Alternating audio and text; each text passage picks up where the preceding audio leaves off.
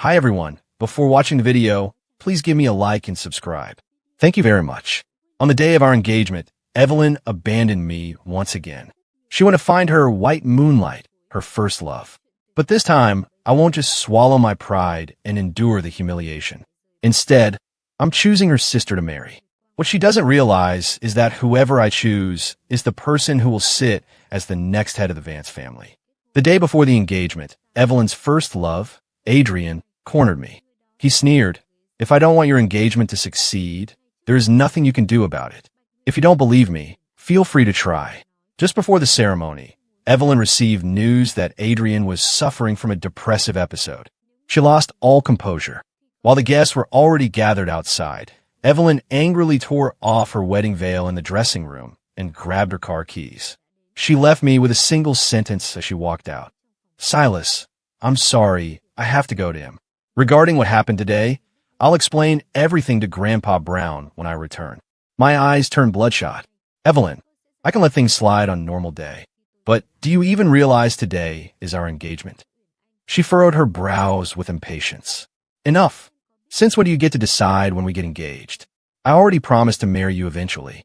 What else do you want? Don't forget, you were the one who begged me for this engagement in the first place." I looked at her in disbelief. Is this how she views a marriage alliance between our two families? How did it become a matter of me begging her? So, this is what she truly thinks of me. She was in such a hurry to find Adrian that she didn't want to waste another word on me. She shoved me aside and strode out. Her assistant scrambled to follow her. I nearly collapsed to the floor. The makeup artists and stylists busied themselves trying to steady me, their eyes filled with pity. But I didn't feel ashamed anymore. Disappointed? I couldn't even feel that. It has been like this for so many years. This time was no different. The lead stylist hesitated for a moment, then asked cautiously, "Mr. Silas, do you still need to change into your suit?" I looked at the bespoke suit in the dressing room, a piece that had been tailored and refined over the course of a year. I didn't hesitate anymore. The engagement ceremony will proceed as scheduled. The guests had been waiting for a long time before I finally stepped onto the stage. Whispers erupted from the crowd. Evelyn didn't abandon him again, did she? Does Silas have no shame at all? A woman who doesn't love him, yet he forces her to stay. Adrian and Evelyn are the true love story here. He's just not as lucky as Silas. He doesn't have a wealthy grandfather. If it weren't for the Vance family, Evelyn wouldn't even spare him a glance. Remember when the Vance family made that massive business blunder? Adrian cut ties with Evelyn immediately. After our family, save her family at all costs, she turned around and started acting depressed again. Evelyn, don't be too greedy. You can't have it both ways. Even if you've landed a bargain, you should at least behave yourself. I picked up the microphone. "First of all, thank you all for taking time out of your busy schedules to attend my engagement party with Evelyn. Evelyn and I have known each other since childhood. Our elders have been friends for decades. We were supposed to marry with the blessings of everyone here. Unfortunately, Evelyn's love for Adrian is unforgettable. She chose to go to him regardless of this ceremony. Since things have come to this, I will grant her wish. I hereby declare that my engagement to Evelyn is null and void." The entire venue fell into a deathly silence. One by one, they processed the meaning behind my words. Evelyn really want to find her white moonlight on her own engagement day? Is she insane? I heard from the start she didn't like Silas, but she had no choice but to be with him for the sake of the alliance. My grandfather was livid when he heard this. He pointed directly at Evelyn's grandfather and scolded him on the spot. "Elder Vance, is this the well-bred granddaughter you've raised? Do you think Silas has no other options besides her? Do you think he can be bullied by your family at will? Don't forget who approached me first. Who is it that begged for our families to unite just to save your business?" Elder Vance, sitting at the head table, was humiliated. His face turned ashen. He slammed the table and pointed a finger at his own son. "Call that girl back here right now. See if I don't beat her to death myself." Evelyn's parents were in a panic, desperately apologizing and trying to calm the two old men down. They scrambled to call their daughter immediately. Amidst the rowdy crowd of guests, one woman looked as if she were watching an entertaining show. She sipped her red wine lazily, looking at me with a slightly mocking smile. Usually, she was the one watching me make a fool of myself. Every time I felt unbearable humiliation in front of Evelyn, She had seen it all. She had witnessed every ounce of the mockery I endured. I looked directly into the eyes of Iris Vance. We held each other's gaze. This engagement ceremony had been prepared for a long time. It would be a waste of such an elaborate setup if it went unused. So, Iris, I spoke into the microphone. I find myself in need of a fiancé right now. Do you have the courage to come up here? The crowd gasped in shock. Everyone turned their eyes toward the second young miss of the Vance family, sitting in the audience. Iris was the daughter of Evelyn's late uncle. Her parents had passed away early, leaving no one to control her. She had never involved herself in the Vance family business. The thing Evelyn cared about most was her status, despite the fact that the Vance family had received countless benefits from me. Fine, I would let her know that anyone could take her place. The woman in the audience arched an eyebrow, the corners of her mouth curling into a smirk. She stood up slowly under the brilliant spotlights. Mr. Silas, I would be honored to accept your invitation. Iris walked onto the stage before the eyes of everyone present. I took the ring box from the officiant and slid the ring onto her middle finger. The entire process was incredibly smooth. After the ring was on, she leaned in close. In the next second, she wrapped her arms around me and kissed me. The crowd erupted into deafening cheers and shouts. Champagne popped, and ribbons exploded simultaneously.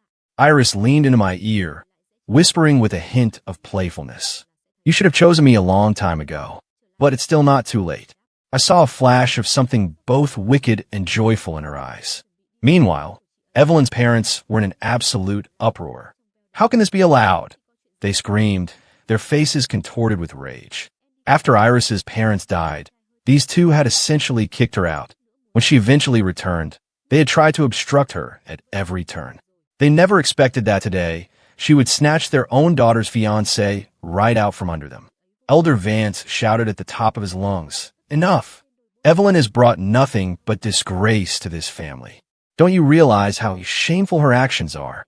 He turned to my grandfather. "It is our family that has failed the Brown family. Whomever Silas chooses to marry is an honor for the Vance household." My grandfather snorted coldly upon hearing this, but he stopped short of kicking them out entirely. He knew the wind had shifted. Those in the Vance family who had previously sided with Evelyn immediately sensed the change and began trying to cozy up to Iris. Of course, choosing Iris wasn't a random whim. I had laid the cards on the table with her that day. She would cooperate fully to complete the joint project between our two companies, and in exchange, I would help her seize control of the Vance estate. My family dominates the pharmaceutical industry. I've always wanted to develop new formulas for health beverages that appeal to the modern youth. To do that, I needed a partnership with the Vance beverage empire. However, the board members at Brown Group had always been skeptical of me. Everyone was waiting for me to fail. If this collaboration succeeds, I can use the results to slap the faces of those old geezers in the corporation. Iris stared at me intensely. I couldn't tell what was going through her mind or how long she had been watching me. When our eyes met, she suddenly smiled, bowed her head slightly, and leaned in closer. Her voice was soft and teasing. "Silas, shouldn't we consider the next step? Aren't we going on a honeymoon? Aren't we getting married?" "Honeymoon? What honeymoon?" I wasn't amused. "Did you understand the business terms I just discussed?" She shook her head. It was true. She had never cared for the Vance family business. I figured it would take a long time to train her. "Never mind," I sighed. "I'll help you through it." As I spoke, she wrapped her arms around my waist, her deep, seductive eyes locked onto mine. Suddenly, she kissed me again. "Silas, teach me." Subconsciously, I tried to push her away. At this moment, my only intention was to use her to get revenge on Evelyn. I hadn't planned on taking the performance this far. However, she kissed me so fiercely I could hardly breathe. I eventually picked her up and carried her toward the bedroom. Her warm breath brushed against my skin as she cupped my face. "Silas," she whispered, "the worst way to get revenge on a woman is to completely forget she ever existed." I looked into Iris's eyes and reflected on her words. She was right. We are adults. There's no need to play the loyal dog anymore. I stood up and pinned her beneath me, but she suddenly interrupted, kissing me softly. "But you still have to wait for me until I'm ready," she whispered. She then pulled up a nearby duvet to cover me, patting my head as if I were a child. "You must be exhausted today. Get some rest." I looked at her, speechless. She stared back and smiled gently for a long time, finally stopping her teasing. Iris grabbed another blanket and fell asleep right beside me. It had been 3 days since Evelyn left. She finally remembered she had a fiancé and called me, asking when I was coming home. It was hilarious. Where exactly did we have a home? I was the one who bought the wedding house. I was the one who furnished it. She hadn't contributed a thing, yet she had the nerve to question me. Evelyn's voice sounded strangely hollow, filled with resentment. You took everything from the wedding house. Do you have no intention of coming back? You even moved the beds out. Do you want me to sleep on the street? She was mistaken. I didn't just move things out. I sold everything. I even sold the house itself. The real estate agent just hadn't changed the locks yet. I pulled my sun hat lower and took a leisurely sip of my drink.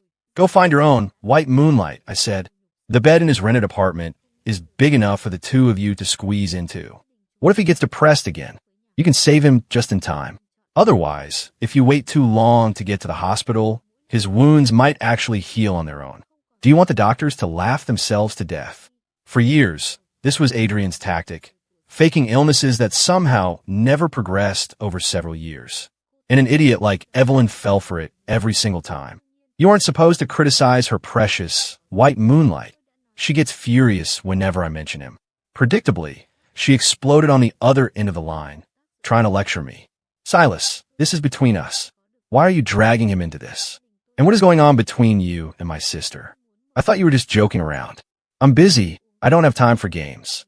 If I give you an inch, don't think you can take a mile. Ridiculous. Who gave her such a big ego? She was still talking to me as if I were a loyal dog, waiting for her instructions. Her mind was truly warped. At that moment, Iris snatched the phone from my hand and answered lazily. Sister, he doesn't need to take another step. You just take good care of your own white moonlight. I'll make sure to take excellent care of Silas myself. The other end of the line went dead silent for a second before a sudden string of curses erupted. Iris calmly hung up the phone. A breeze-like smile played on her face as she spread her arms wide. She's so stingy. If it were me, I'd only care about whether you're happy or not. I roll my eyes, speechless. She really needed to stop performing in front of me. Iris's smile faded slightly as she looked me straight in the eye, then kissed me. All right, stop thinking about other women when you're with me. I'll get jealous. Today, I'm going to make you fly. True to her word, she piloted a helicopter to an altitude of 3,000 meters, taking me to see majestic mountains and vast oceans. My world felt immense in that moment. The sky and earth were filled with breathtaking beauty. The pettiness was gone, replaced by a sense of relaxation and happiness. Perhaps this is how I should have been living all along. I was done drowning in that useless love. For years, I'd been physically and mentally exhausted, as if I were a prisoner. It was no longer a time for anger. Iris was indeed the most fun-loving and adventurous girl in the Vance family. We spent half a month traveling abroad before returning home. We never did the same thing twice: skiing, surfing, paragliding. It turned out my world could be so much more than the bloody love triangle and the soul-crushing work involving Evelyn. As I free fell from the heights, the wind roared past my ears. My heart leapt into my throat, but I felt an inexplicable, powerful surge of vitality. Like a bird released from a cage returning to nature, my old obsession felt so small. I spread my arms to embrace the vast world. The moment my feet touched the earth again, my soul seemed to settle back into my body, and a new seed of life began to sprout within me. Iris helped me remove my goggles, gently smoothing my messy hair. You didn't cry on your first skydive? She joked. Why would I? Do all the other guys you bring along cry? Iris sighed, her expression turning serious as she looked at me. You think too poorly of me. You're the first, and the only one. She buried her face in my shoulder, her tears soaking my shirt. I was dazed for a moment. My mind drifted back to a few years ago. I had just returned home when I happened to stumble upon Evelyn and Adrian kissing passionately in a secluded hallway. When I turned around to leave, I bumped into Iris. She glanced at the two of them, then looked at me with a mocking sneer. My tears fell instantly. Seeing me like that, her mockery suddenly vanished, replaced by a look of loss. Eventually, she pulled me into her arms. Once I had finished crying, she asked me in confusion, "What is so great about Evelyn?" At the time, I couldn't give her an answer. Who can ever truly explain matters of the heart? Snapping back to the present, I tapped Iris on the shoulder. You had a lot of nerve laughing at me back then. Iris let out a playful cry of pain. I'm leaving that old bohemian lifestyle behind for you, okay? She reached her hand out toward me with a look of absolute sincerity. All right, the time for aimless adventure is over, Silas.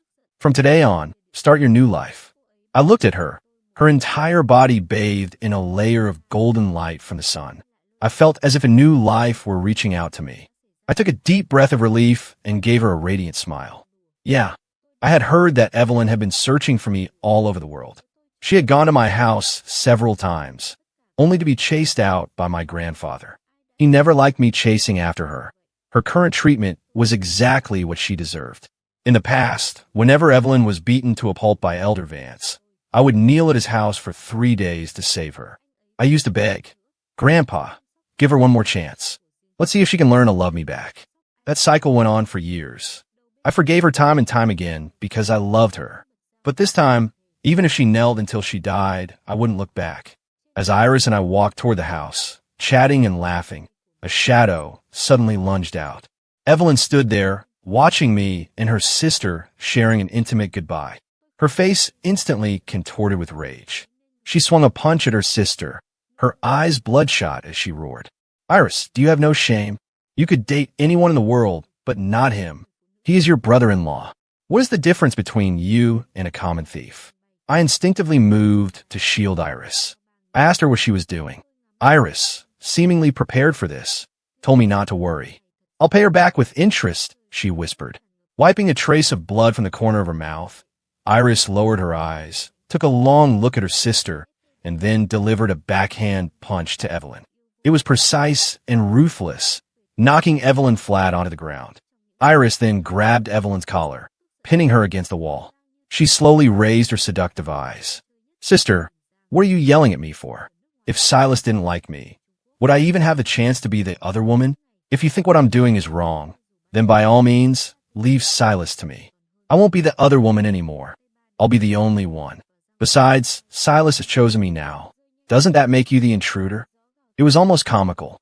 If Iris was better at being a manipulator than Adrian, I had no idea where she'd learned it, but she certainly wasn't simple. This time, Evelyn could clearly recognize the green tea actor sister was putting on. Her pupils dilated in shock. She knew her sister's temperament, but she hadn't realized she could be this shameless. A sister like you belongs in the gutter.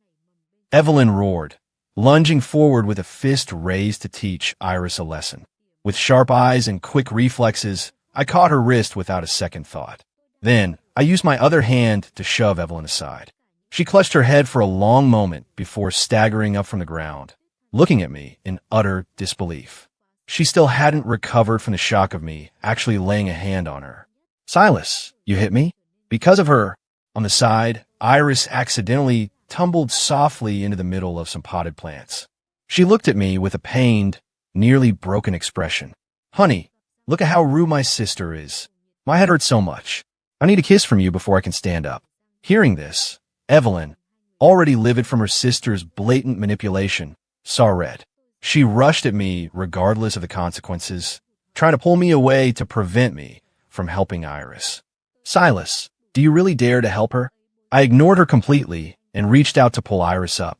Iris feigned an injury and leaned heavily against me, casting a provocative glance at Evelyn. Sister, you're so mean. You should be more concerned with helping yourself. Luckily, Silas didn't choose you.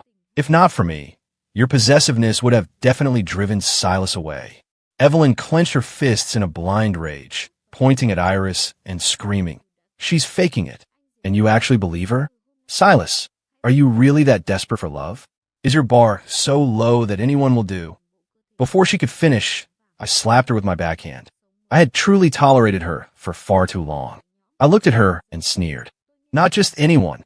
For example, I wouldn't touch you even if you were the last person on earth. Evelyn, did you really think I couldn't survive without you? Let me make this clear. From today on, I, Silas, am with your sister. I took Iris's hand and gave her an affectionate look. Now, get out so we can get to work. Evelyn was in total denial. She was convinced her sister had bewitched me and that I needed to open my eyes. I didn't have the patience to argue with her anymore. I called the bodyguards to the front door and told them to keep this stray dog outside. Iris gripped my arm tightly, glancing back at her sister with a relaxed, triumphant smile. "It's cold out there, sister. Silas and I are going inside now. You should head home soon, too. What if you catch a cold? No one would feel sorry for you, after all." Evelyn was blocked by the guards. Seeing us walk away together drove her over the edge. She started screaming insults and kicked a stone lion statue nearby to vent her anger. Predictably, she ended up hurting her own foot, collapsing to the ground in pain and unable to stand for a long time. The official documents for the Vance partnership were updated, replacing Evelyn's name with Iris's. I personally oversaw the rebranding. When the Vance family saw that I was dead set on the breakup, they had no choice but to agree. After all, my family had spent an astronomical amount of money to save theirs years ago. They still had to bow to my wishes regarding personnel changes. The collaboration became incredibly smooth. Whenever I worked with Evelyn in the past, she constantly threw cold water on my ideas. She would say things like, "If you can't handle it, just admit it," or "Even if we produce this, it doesn't meet my expectations." Her staff didn't respect me either, leading to countless arguments. Iris, however, didn't use any of the old employees. Instead, she quickly assembled a fresh team of high-level, trustworthy professionals. They worked with incredible speed and efficiency. I was thoroughly impressed. Iris's vision and decision-making capabilities far exceeded my imagination. She could spot project flaws instantly. It seems I had truly underestimated her before, treating her as if she were insignificant. Sensing my change in perspective, she gave me a captivating smile. "I told you, didn't I? I won't make you regret choosing me." I crossed my arms, expressing my high expectations as we finalized the next phase. Suddenly, there was a loud commotion outside. Evelyn burst into my office, hurling a stack of documents at me. They nearly struck my face, but at the last second, they were intercepted by Iris's arm. Iris's skin was sliced open, and she began to bleed on the spot. Evelyn screamed at me, "Silas, is there something wrong with your brain? I'm a person in charge of this project. Since when can you just bring someone else in? Keep your personal feelings out of our business." I ignored her completely. I took Iris's bruised and bleeding hand, calling for my assistant to bring disinfectant. Then, I turned a cold, steady gaze toward Evelyn, who was acting like a rabid dog. "Then you shouldn't have come here at all," I said calmly. "It seems some people still haven't woken up to reality. Let me remind you, Miss Vance, from beginning to end, the core of this project belongs to the Brown family. It does not belong to the Vance Corporation, and it certainly does not belong to you. Now that you understand, please walk out and close the door behind you." Evelyn was momentarily speechless. She knew I was party A, the client, and that I had every right to change the team. But she wasn't willing to lose her grip on power. She furrowed her brows and began searching for new ways to paint me as the villain. "Is this all because I want to see Adrian?" she demanded. "Is it necessary to make such a scene? He's in poor health. I promised his mother I would help look after him. Why do you always overthink things? You have money, you have love, you have a family. Why do you want to take away the tiny bit of care I give to him?" Her words were like a toxic pit. I felt physically ill just listening to her.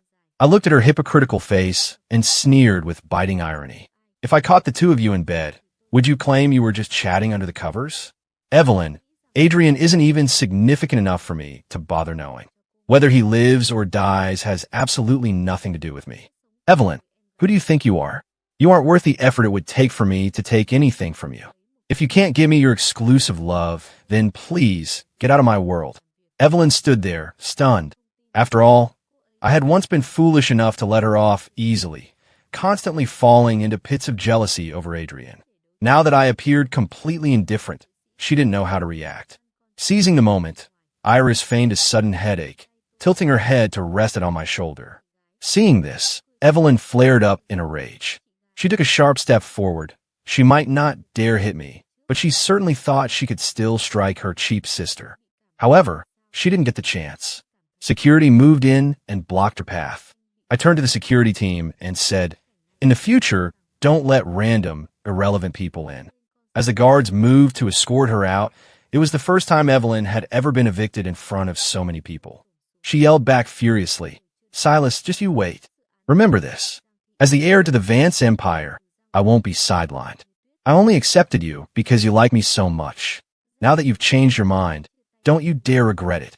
Don't come crawling back to me later, because I won't care. I closed the door and signaled for the meeting to continue.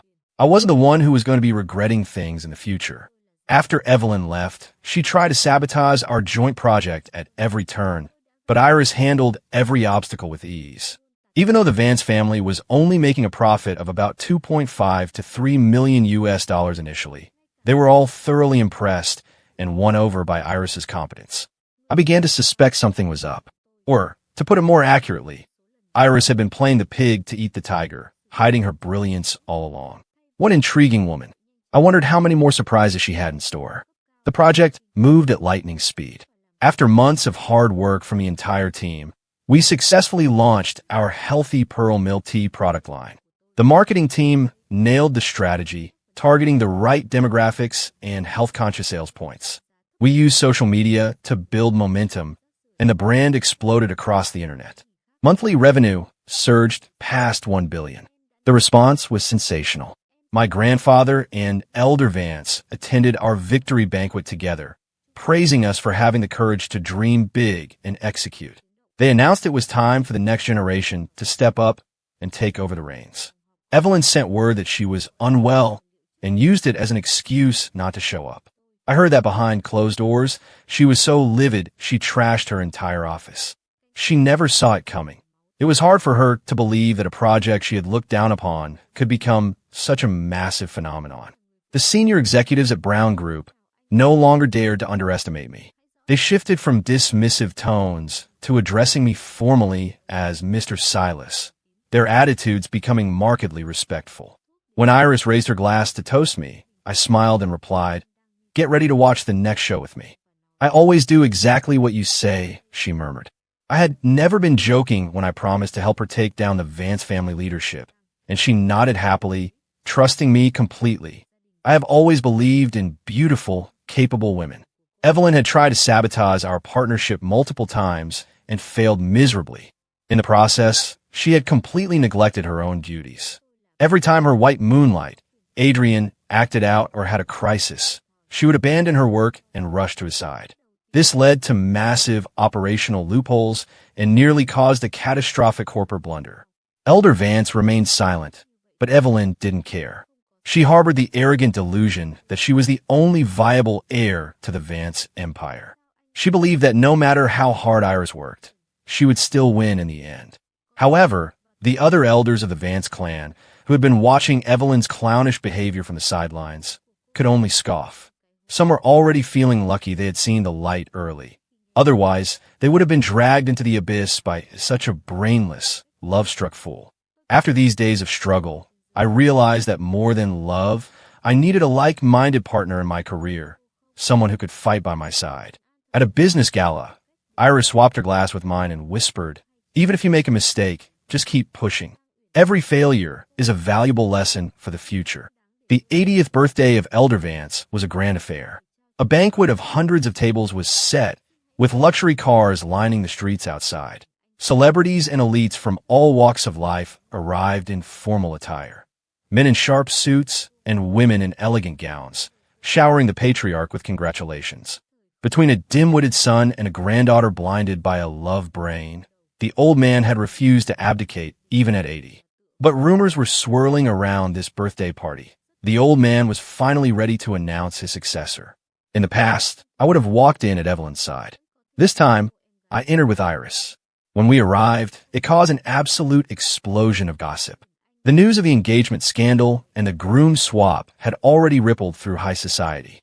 Evelyn and her white moonlight, Adrian, arrived just a step behind us. Adrian was dressed meticulously.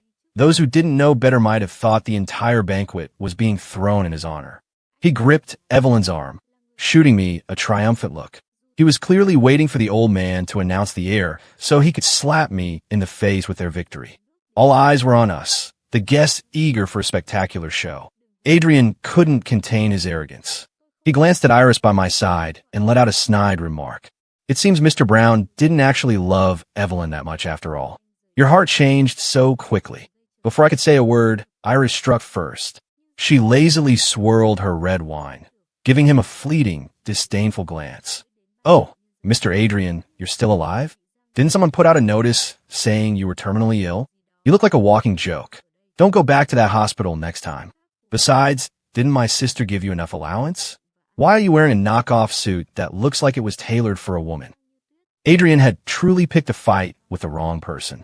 He didn't realize that when Iris goes on the attack, she doesn't discriminate based on gender or status.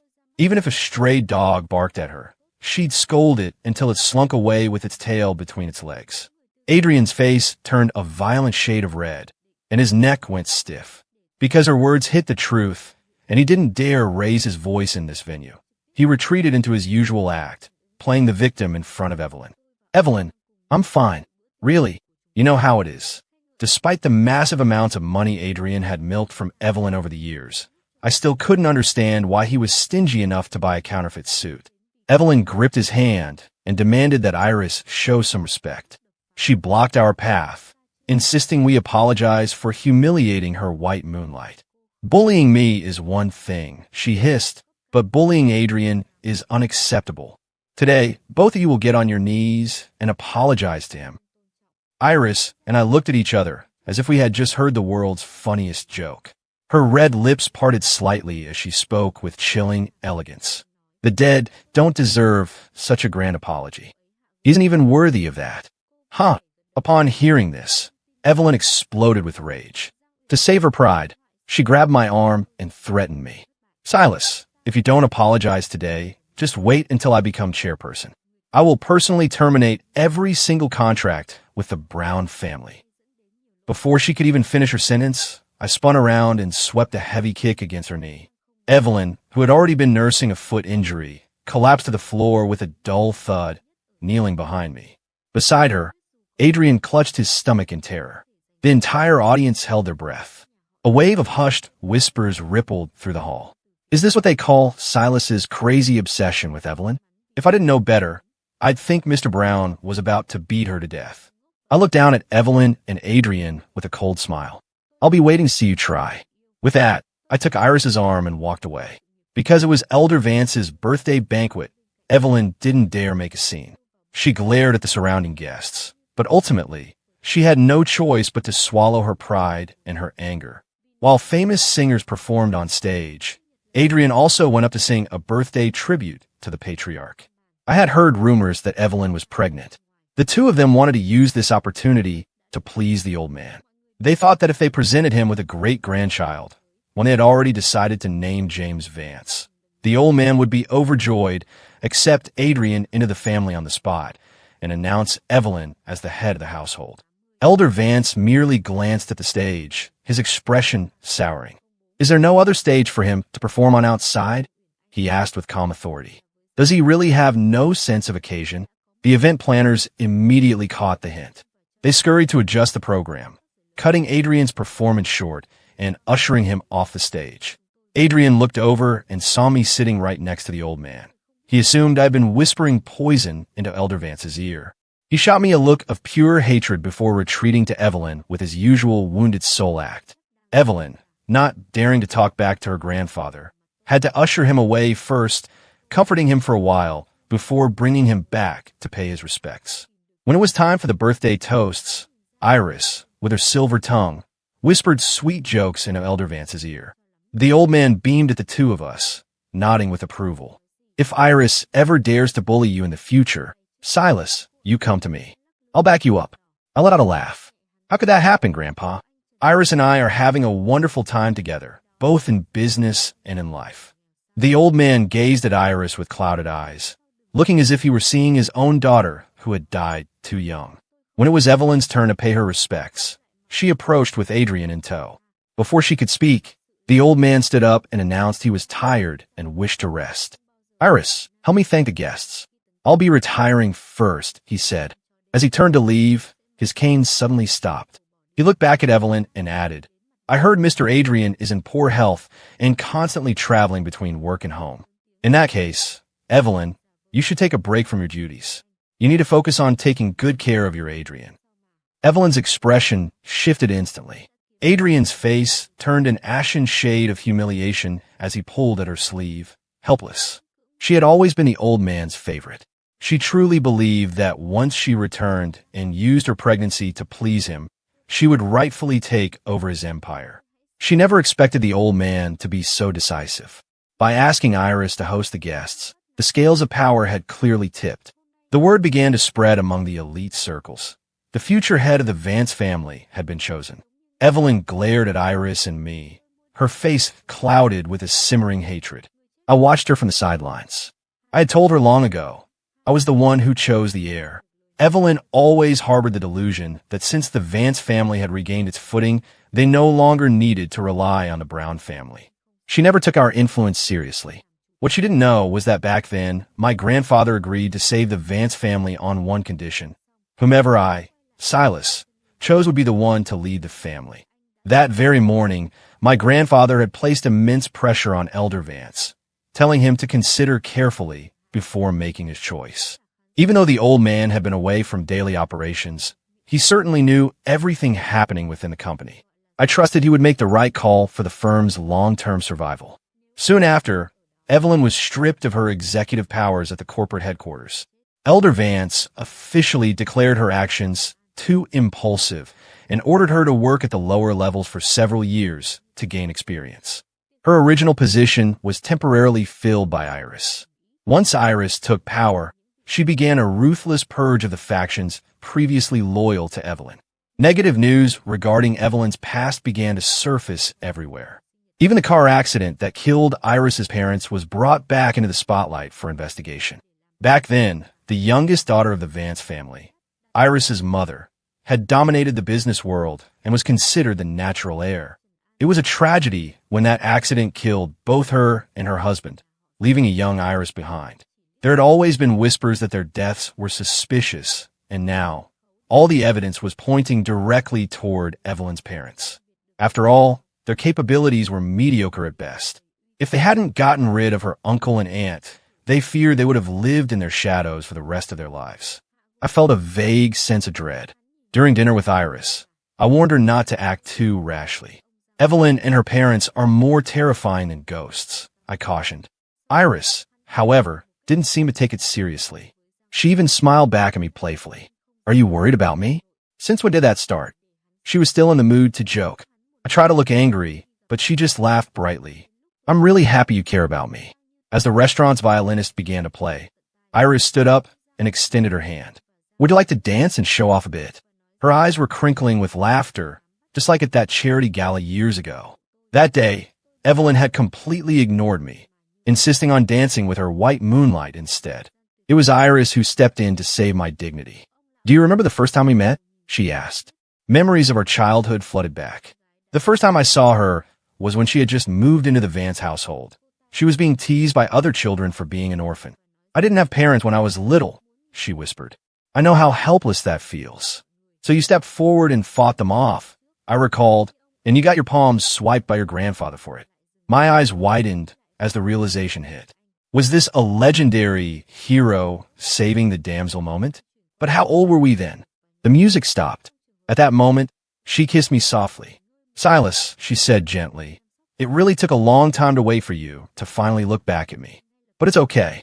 I would still wait. That evening, my eyelid began to twitch uncontrollably.